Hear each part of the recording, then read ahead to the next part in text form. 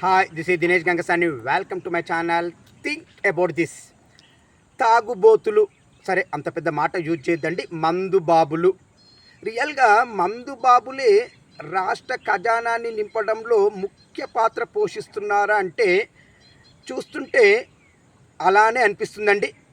మరి నేను ఎందుకు ఆ మాట అంటున్నానంటే, మరి మందుతో గవర్నమెంట్ ఖజానాకి ఎంతలా ఆదాయం వస్తుందో చెప్పడానికి ఒక చిన్న ఎగ్జాంపుల్ మీకు చెప్తాను చూడండి.